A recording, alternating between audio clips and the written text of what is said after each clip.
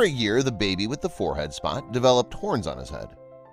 Everyone has a few birthmarks, and only a small fraction of people are aware of what they are. Birthmarks are skin abnormalities that develop naturally during pregnancy, but can appear up to a month after delivery if the kid is exposed to the sun. Some people are self-conscious about birthmarks. For example, they have no right to make anyone feel ashamed. In truth, there are people who have beautiful birthmarks and aren't afraid to flaunt them. Pigmented and vascular birthmarks are the two forms of birthmarks. They're categorized into three categories based on how they're put together. Pigmented birthmarks are small patches on the body where an excessive quantity of skin pigment is accumulated over time. When a significant number of blood vessels collect in a limited area of skin, vascular birthmarks occur. This is the story of a young kid named George Ashman, who was born with a big birthmark on his forehead. His parents were anxious that, due to his appearance, the mark might cause him troubles in the long run. According to reports, George Ashman, the 5-year-old boy, was born with a prominent red flaw on his forehead, and his mother, Karen, age 33, was terrified that he'd be tormented for the rest of his life as a result. When he was 4 years old, he had surgery to enlarge the ordinary skin on his forehead, allowing the birthmark to appear. He's reached the age of 6. By putting tissue expanders beneath the skin and gradually extending them, physicians were able to produce the impression of two flawless devil's horns. After 4 months, George's implants were removed and the defect was cut out so that the regenerated skin could be stitched together. Only a minor scar on his forehead remained, resembling something from a Harry Potter figure. The following is Karen's response to seeing the implants in place in Radstock, Somerset. The mother couldn't say anything. When they were positioned on either side of his tiny head, it appeared like horns, which she didn't expect to be that large. Her gorgeous, angel-faced infant had a devilish aspect. But it's the courage he displayed during this tragedy that makes her so proud. He's never let it stop him from achieving his goals. At the time of his birth, George was diagnosed with a high magnomia birthmark in 2006, which is characterized by brilliant, soft masses of abnormal blood vessels. When George was born, Karen recalled that her mind quickly rushed forward 10 years. George would be the bullied youngster with no friends and no partner. In 2009, George was referred to London's Great Ormond Street Hospital to begin treatment to remove the tumor. In 2010, the surgery was done. Last year, doctors put small inflatable pouches beneath his hairline on either side of his forehead, helping him to breathe more easily. They gradually swelled with natural physiological fluid over the period of 4 months, stretching the skin to the point where it could be removed without exposing the birthmark. Throughout the 4 months that George wore the horns, he received a barrage of insults from passers-by. School kids on street corners were beaming and raising their arms, according to Karen, who was divorced from George's father, Lee, a printer.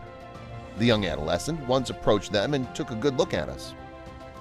He let forth a moan of dissatisfaction while she was in tears and extremely moved. I had no issue accepting her son's affection, but dealing with other people's reactions was a challenge. Everyone seemed to be against them in her opinion. George underwent surgery in April of this year to remove the birthmark and have a fresh layer of skin extended across his chest and shoulders. A tiny scar remains in his skull where the blemish once was, but he's otherwise healthy and has returned to school with his friends. What she was most proud of is that, despite everything, she witnessed George's strength, which she never witnessed as a youngster. George is a nice person, Karen added. He's unique, but he's awesome himself, and he's never let his differences stop him from being himself. Whether or not he has a birthmark or horns, her little devil has a lot of heart, and she'll always admire him for it. Birthmarks are associated with strange superstition. It's probable that pregnant women who disregard their hunger pangs are more likely than others to be assigned to various countries. According to one Israeli mother, if you have a food need and don't satisfy it by scratching yourself, your child will be born beautiful. When you're pregnant, a mark in the shape of the meal you were looking for would emerge on the woman's body, and the normal course of things would be on the part of the body she scraped.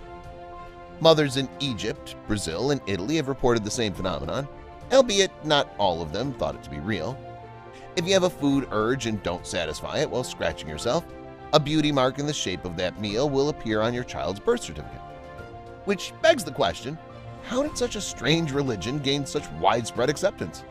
Although it's unknown who created this particular myth, It appears to be based on a larger collection of ancient notions that link birth abnormalities to a woman's pregnancy experiences. According to Edwin and Mona Radford's The Encyclopedia of Superstitions, if a pregnant woman meets a witch, she'll be cursed. The chance that the hare was not the harmless animal it appeared to be, but rather a witch appearing in that shape, heightened the anxiety induced by such an encounter. Birthmarks, according to the Boston Children's Hospital, are thought to be the product of maternal impressions or the mother's emotional state throughout pregnancy. A pregnant woman may just look at a portrait of someone during the time of the Greek physician Galen to see if her child would look like that person. It's possible to relax by looking at attractive sculptures. One's advantage, which was frequently emphasized in order to produce beautiful kids. It could meanwhile have the opposite consequence. Women who have been subjected to or imagined terrifying images. According to Embryos Pair, a Renaissance surgeon, the possibility of having to produce offspring existed. The notion endured until William Hunter, a Scottish anatomist, and his brother John, a surgeon, began to disprove it with scientific data in the mid-17th century. John Hunter revealed that a mother's blood supply is not shared with her unborn fetus, which was previously thought to be the route via which the mother's emotions were communicated. Yes, they were mistaken as well, but it's all in good fun. Despite this, some doctors have held on to their beliefs and maternal impressions for centuries, citing cases of patients who, for example, witnessed a house burning and gave birth to a child with a scar on his forehead that resembled a flame. Despite his reputation as the most discredited researcher of all, psychiatrist Ian Stevenson stated in a 1992 study that studies on maternal impressions were still being published in the 1000s. Parents who are worried that their child may look like Mikhail Gorbachev, although a very cute Gorbachev, have little influence over the matter if they're expecting. Birthmarks can be inherited, while others are purely coincidental, and they have nothing to do with the mother's eating habits or unfulfilled ambitions. Port wine stains or other vascular birthmarks are created by the peripheral of blood vessels in the skin, moles, and other pigmented areas. Birthmarks are formed by clusters of darker skin cells on the skin surface. The old wives' tales have left an indelible mark on a wide range of cultures all across the world. In a variety of languages, including Italian and Spanish, the word desires is used to describe birthmarks. As per the term used in Dutch and Danish, which also includes the word mother, only one parent may be accountable for the spots. According to Stuart Weiss, a psychologist who studied superstitions, they've endured for so long because superstitions are frequently connected with major life events. Things that are eagerly awaited and when a lot's at stake. Weddings and birdwatching are two examples of such events. Furthermore, what's known as random noise, such as the incomprehensibility of strawberry-shaped blotch, aids in the perpetuation of long-held superstitions by giving people something to try and make sense of. Finally, the author stated that this notion has likely grown in popularity, in part because it provides another justification for indulgence.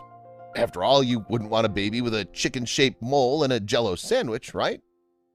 Thank you for taking the time to watch this.